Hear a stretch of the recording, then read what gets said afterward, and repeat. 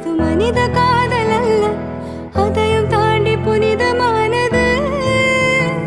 அபிராமியே தாலாட்டும் சாமியே நான் தானே தெரியுமா?